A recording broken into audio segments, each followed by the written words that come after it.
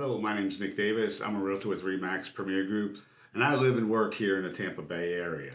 Today, we're going to talk about something that may or may not sit well with you. And what we're going to talk about is getting ready to sell your home. It's a really great time to sell your home here in the Tampa Bay area. Prices are up, inventory's down, and homes that are priced right are getting multiple offers. Sellers seemingly are in the driver's seat when it comes to certain things, contingencies being removed for buyers to be the highest and best offer. There's one thing that could really mess this all up, and that's called deferred maintenance. And what I'm talking about is, there's certain things that when you own a home, just have to do. And so what we're going to do is we're going to talk about some of these deferred maintenance items that could really come back and bite you in the backside when it comes time to sell. Because even though most contracts written today are on what's called an as-is contract, they have as-is with right to inspect the property. Now, what I'm going to do right now is just use something as an example so you kind of get the gist of what I'm talking about. Let's say your house is under contract, buyer does a home inspection, and your air conditioner is not functioning properly. The guidelines for the air coming in versus the air going out is anywhere between 15 and 20 degrees. What that means is if the air is coming in at, say, 80 degrees, ideally it should be blowing out 20 degrees colder, which would be 60 degrees. That means the airflow is functioning correctly and your air conditioner is maximizing its potential. Now, let's just say your air conditioner on an inspection was blowing at 5 degrees differential, meaning the air is coming in at 80 and it's blowing out at 75. That means that air conditioner is going to have to work harder, it's going to stay on longer, and it's not working properly. So if a buyer was to come back and say, hey, I know I wrote an as-is contract, but I want you to get this air conditioner serviced and I want to get a copy of the diagnostic. Well, it's an as-is contract. You could say, no, I'm not doing it. So here's the caveat. With something like this that's not functioning the way it's supposed to, and you do nothing about it, it's not going to get fixed. It's going to come up on every subsequent inspection. So by doing this, and we don't know how long the air conditioner's been functioning this way, you may not know how long the air conditioner has been this way. It could actually cost you, rather than a service call and possibly a capacitor or a couple gallons of Freon, it could cost you a brand new air conditioner. So in today's market, as a seller, deferred maintenance items do not add value to your house, but they will validate the value of your home. Because let's just say your house is worth $300,000, and if the air conditioner isn't functioning properly and it needs a new one, well, that's going to be somewhere in the vicinity of $5,000 to $7,000. So your house will depreciate, but it's not going to increase in value by $5,000 to $7,000 because here in Florida, air conditioning is a necessity. So, having your air conditioner serviced once a year, twice a year, what we like to do is do a service in the spring because the AC is going to really start working hard for the summer, and then in the fall because in Florida, we have heat pumps, and what that means is our air conditioner turns one way to cool, and it turns the opposite way to heat.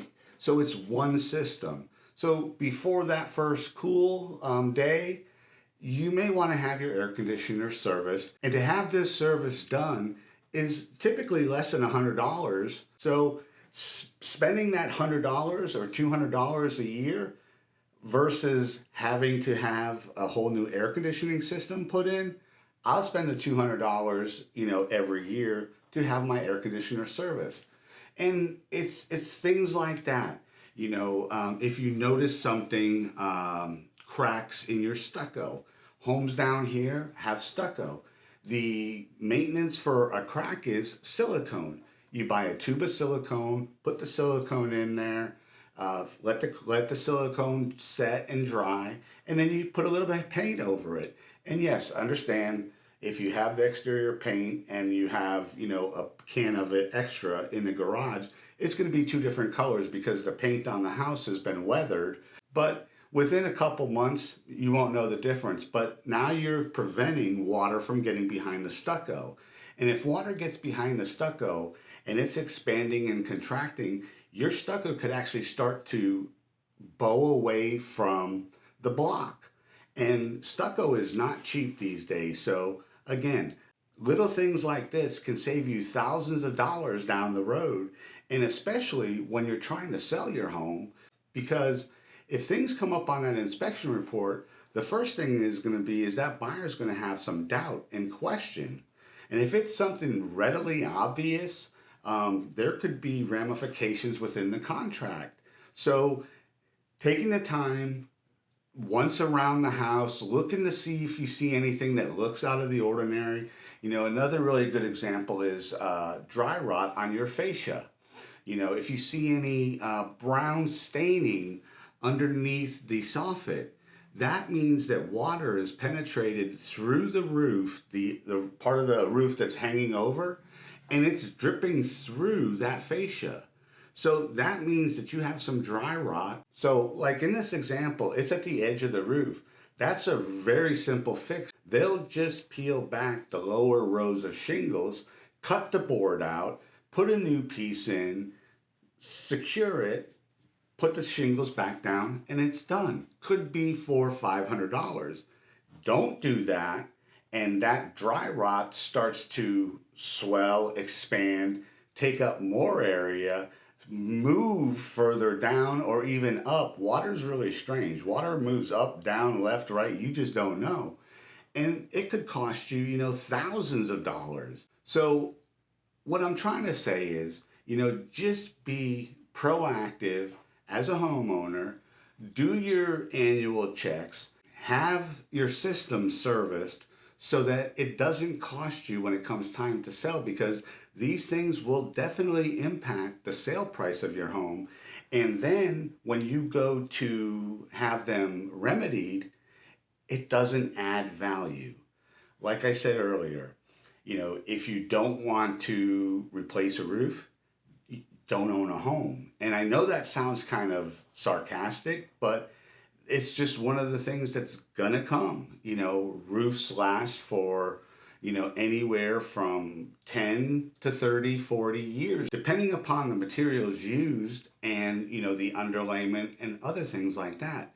But you're gonna eventually, if you live in a home or you purchase a home, that's, pre-existing, it's a resale home, and maybe it's 10, 15 years old and you live in it for 10 years, you're gonna replace a roof.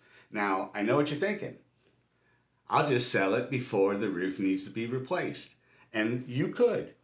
However, the insurance company will look at the age of the roof, and the new owner may not be able to get insurance on that home without a new roof being put on. So just be careful. If you have any questions, you're thinking about selling your home here in the Tampa Bay area, we're here to assist you. Just give us a call, 813-300-7116. Look forward to talking to you soon.